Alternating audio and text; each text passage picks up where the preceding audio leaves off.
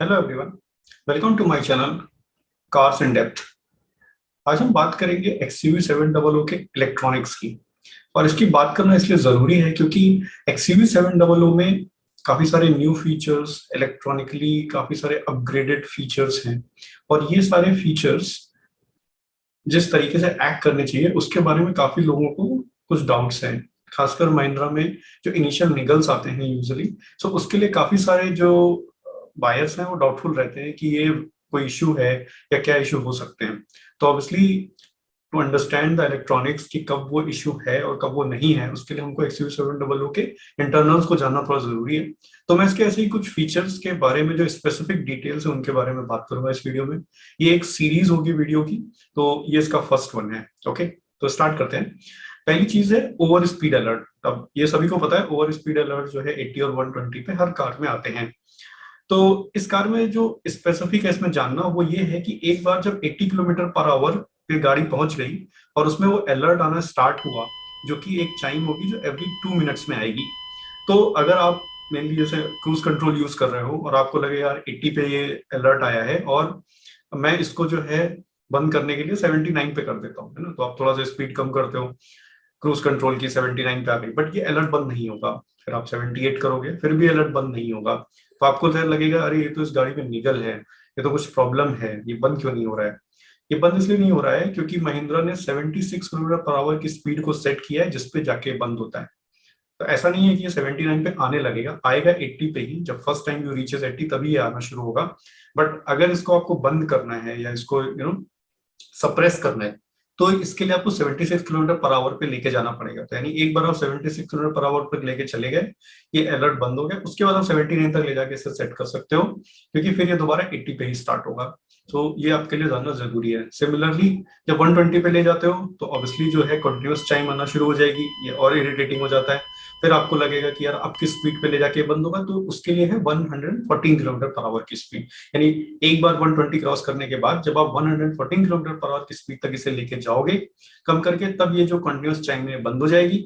और फिर से जो 80 किलोमीटर पर आवर है उसके ऊपर वाला जो है 2 मिनट्स में एक चाइम वो एक्टिवेट रहेगी। सो ये आपके लिए जानना जरूरी है। इसके अलावा एक और चीज है, जैसे आप जब इसका एमआईडी देखोगे तो उसमें यहाँ पे गियर दिखाता है कि कौन से गियर में गाड़ी है इस समय, थर्ड फोर्थ फिफ्थ वट। तो उसके साथ साथ एक एरो भी रहता है जो कि अप या डाउनवर्ड रहता है ना। तो ये अप या डाउनवर्ड आपको बताता है कि सिस्टम डिटेक्ट करके बताता है कि कब आपको गियर शिफ्ट करना चाहिए। यानी अगर आप फिफ्थ गियर पे हो और आपको उसको लगता है कि आपको गियर अप शिफ्ट करना चाहिए, तो वो ऊपर की तरफ का एक एरो आपको हल्का सा दिखाएगा, जिससे कि हमें पता चलेगा कि गाड़ी को हमें सिक्स्थ गियर में डाल के चलाना चाहिए। और ये इकोनॉमी के लिए आपके लिए बताता है, यानी अगर बेस्ट इकोनॉमिक गियर कौन सा होगा उस टाइम पे। सो ये इंपॉर्टेंट है। वो लोग जो फ्यूल एफिशिएंसी वगैरह के लिए आजकल चेक कर रहे हैं या उनको चाहिए कि बेटर फ्यूल एफिशिएंसी गाड़ी दे, तो आप इस एरो पर ध्यान रखिए और इसके हिसाब से अप शिफ्ट या डाउन शिफ्ट करिए। एक और चीज आती है ट्रिप मीटर। अब ट्रिप मीटर में क्या है, अभी तक ऑब्वियसली किसी का 10,000 नहीं हुआ रहेगा, बट ट्रिप मीटर ए और ट्रिप मीटर बी में जो मैक्सिमम आप ट्रिप कर सकते हो वो है 9,999.9। यानी इसके ऊपर जब भी आप जाओगे तो 10,000 आप कभी नहीं वहां देख पाओगे, जीरो हो जाएगा। So again just to tell you कि ये कोई निकल नहीं है, ये एक सेटिंग स्पीड हर एक गाड़ी की होती है। महिंद्रा ने उसको 9,999.9 किलोमीटर पर सेट किया हुआ है। इसके अलावा जब आप ट्रिप मीटर वाले के अंदर हो, तो अगर आप इसके प्रेस करना है, अगर आपको उसको रीसेट करना है तो लॉन्ग प्रेस करोगे ओके को, तो वो रीसेट हो जाता है। किसी एक पर्टिकुलर ट्रिप मीटर के अंदर आपको उसकी एवरेज स्पीड और उसके अंदर का ड्राइव टाइम है आप उसको रीसेट कर सकते हो। एक चीज और है जो आजकल सभी लोग ट्राई कर रहे हैं जिनको भी गाड़ी मिल रही है, वो है calculating their fuel efficiency. MID में देखो फ्यूल एफिशिएंसी तो दिखाता है, but everyone says it is not accurate. और ये सही बात भी है, वो सिस्टम ड्रिवन होती है, तो पता नहीं वो कितनी एक्यूरेट हो। तो अगर आपको ये चेक करना है कि आपकी एक्यूरेट है या नहीं, या फिर आपको रियल माइलेज पता करना है आपकी ड्राइविंग कंडीशन के हिसाब से, तो आप इसको पता करने के लिए फॉलोइंग स्टेप्स अगर फॉलो करोगे तो हो जाएगा। पहली चीज है कि टायर प्रेशर आप देख लो कि रिकमेंडेड है या नहीं। जो 32 टायर प्रेशर होना चाहिए 5 या उससे कम लोगों पे, या 4 या उससे कम लोगों पे, तो वो आपको रहना चाहिए। तो 32 टायर प्रेशर मेक श्योर कर लो उतना है। उसके बाद आप किसी भी फ्यूल स्टेशन पे जाओ और गाड़ी को फुल कराओ ऑटो कट। ओके, तो उसको फुल करने को बोलो, बट ऑटो कट जहां पे हो जाए वहां पे और मत डलवाओ, फ्यूल वहीं पे कट कर दो। उसके बाद आप ट्रिप मीटर जो है उसको रीसेट कर दो 0, और जब ट्रिप मीटर 0 हो जाए तो अब गाड़ी को आप कम से कम 150 किलोमीटर चलाओ। अब ये महिंद्रा का रिकमेंडेशन है। बहुत सारे लोग जो फ्यूल एफिशिएंसी डाल रहे हैं वो 30, 50, 100 किलोमीटर चला के डालते हैं। बहुत सारे लोगों ने माइलेज टेस्ट भी 100 किलोमीटर पे ही किया है, जो यूट्यूबर्स हैं। तो ये करेक्ट नहीं है। आप 150 किलोमीटर चलाओ, अपने तरीके से चलाओ, क्योंकि आपको अपनी फ्यूल एफिशिएंसी चाहिए, तो आप अपने तरीके से चलाओ जैसे नॉर्मली आप गाड़ी को चलाते हो। और 150 किलोमीटर के बाद जहां पर भी आप चाहो वहां पे आप जाके वापस से फ्यूल फिल करा लो। अब उस फ्यूल को आपको अगेन ऑटो कट तक फिल कराना है। तो अब ऑटो कट तक फिल कराना है, जितना फ्यूल यूज हुआ है वो आपको रीडिंग वहीं पे मिल गई, और आपकी ट्रिप मीटर से आप ट्रिप की रीडिंग देख लो, यानी कितनी चलाई है अभी तक आपने गाड़ी उस ट्रिप में। और उस ट्रिप में जितनी गाड़ी चलाई है उससे जितना फ्यूल अभी आपका आया है, जितना आपने अभी भरा है, उसको डिवाइड कर दो और आपको आपकी फ्यूल एफिशिएंसी मिल जाएगी। महिंद्रा इसमें सिर्फ एक रिकमेंडेशन और देता है, और वो ये कहता है कि जब भी आप फ्यूल फिल करो तो कोल्ड कार में कराओ। कोल्ड कार का मतलब क्या होता है कि गाड़ी को आप जैसे घर से निकालो और फ्यूल स्टेशन पे लेके जाओ। ऐसा नहीं आप एक लंबा ट्रिप मार के आओ और फ्यूल फिल करा रहे हो। तो इवन दोनों टाइम जब भी आप फ्यूल फिल करा रहे हो तो ऐसा कोल्ड कंडीशन रखोगे, सो आपको करेक्ट फ्यूल एफिशिएंसी मिलेगा। So that is about fuel efficiency. अब इसका जो एक मोस्ट टॉक्ड अबाउट फीचर है ड्राइवर ड्राउजीनेस अलर्ट।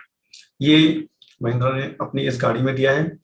आपको इसके 2-3 लेवल ऊपर गाड़ियों में भी ये सिस्टम नहीं मिलता है। बहुत महंगी गाड़ियों में, कुछ गाड़ियों में ये आता है। तो इसके बारे में एक बहुत ज्यादा क्वेश्चंस आ रहे थे कि ये कैसे काम करता है। क्या कोई इंफ्रारेड सिग्नल है जिसके बेसिस पे काम करता है, या फिर गाड़ी में कोई सेंसर्स लगे हुए हैं जो आपके ड्राइवर एक्टिविटी को रिकॉर्ड करते हैं? नहीं, ऐसा कुछ भी नहीं है। ये सिस्टम सिंपली आपके स्टीयरिंग फीडबैक और ड्राइविंग मैनर्स पे डिपेंड करता है। तो गाड़ी ऑब्वियसली ये चीजें रीड करती है कि आपका स्टीयरिंग फीडबैक कैसा है, और उसके हिसाब से डिजाइन करती है कि आप कितना एक्टिव हो या एक्टिवली ड्राइव कर रहे हो गाड़ी या नहीं। इसके लिए कुछ कंडीशंस हैं। पहली चीज तो कि ये सिस्टम जो है, अगर ये ऑन है आपकी गाड़ी में, जो कि MID के सेटिंग्स ऑन होता है, तो 60 किलोमीटर से ऊपर जब होगी गाड़ी और 200 किलोमीटर के आसपास तक उसके बीच में रहेगी, तब ये सिस्टम काम करता है, यानी तभी एक्टिवेट होता है। तो ऐसा नहीं कि आप 50 पे कहीं पे चला रहे हो बहुत टाइम से और आपको लग रहा है कि ड्राइवर जो है वो ड्राउजी फील हो रहा है जो भी ड्राइव कर रहा है, लेकिन ये सिस्टम नहीं बता रहा। तो ये सिस्टम का फॉल्ट नहीं है, सिस्टम का कोई निकल नहीं है। सिस्टम जो है 60 किलोमीटर पर आवर की स्पीड के ऊपर ही एक्टिव होता है। ओके, जब उसके ऊपर वो एक्टिव होता है और उसको ड्राइवर ड्राउजीनेस यानी ये चीज जो है वो लेवल भी शो करता रहता है, राइट। तो फाइनली जब उसको लगता है कि ड्राइवर बहुत ही स्लीपी फील हो रहा है और उसके जो डिफरेंट अटेंशन आ रहे हैं उसका कुछ फायदा नहीं हो रहा, तो वो एक तरीके का सिस्टम पे आपको एक रिकमेंडेशन देता है विच कहते हैं अटेंशन असिस्ट, राइट। इसे attention assist take a break. और इसमें एक ऑडिबल चाइम भी आता है जिससे आपको पता चलेगा कि ये अलर्ट आया हुआ है। तो ये अलर्ट जो है, मान लीजिए नीचे ओके का बटन है, आपने ओके कर दिया तो ये अलर्ट चला जाएगा, लेकिन ये 15 मिनट बाद फिर आ जाएगा। ओके, तो ये आपको फोर्स करता है कि आप एक ब्रेक लो। अब कुछ लोग क्या होगा कि ब्रेक लेंगे और उसके बाद भी आता रहेगा ये हर 15 मिनट में। तो आप बोलोगे अरे ये तो फिर गाड़ी में कुछ प्रॉब्लम है यार, ये सिस्टम तो मैंने तो ब्रेक ले लिया, मैं तो गाड़ी 2 मिनट के लिए रोकी, 5 मिनट के लिए रोकी साइड में, और उसके बाद चलाई वापस से आने लगा, तो ये तो इसमें कोई प्रॉब्लम है नहीं। आपको क्योंकि ये ऑटोमेटिकली डिटेक्ट कर रहा है कि आपने ब्रेक लिया नहीं है, तो आपको वो कंडीशंस पता होनी चाहिए जिस कंडीशंस को ये ब्रेक समझता है, यानी ये गाड़ी जिस कंडीशन को इवेल्युएट करती है कि ये ब्रेक है। वो क्या कंडीशन है? वो कंडीशन ये कि व्हीकल को आपने स्टॉप किया और इग्निशन ऑफ किया है। ओके, ये इंपॉर्टेंट है। बहुत बार हम लोग गाड़ी साइड में रोकते हैं बट इग्निशन ऑफ नहीं करते, क्योंकि गाड़ी में कुछ लोग हैं या सब लोग हैं। Okay, we want AC to run and we want to गाड़ी टू स्टे ऑन।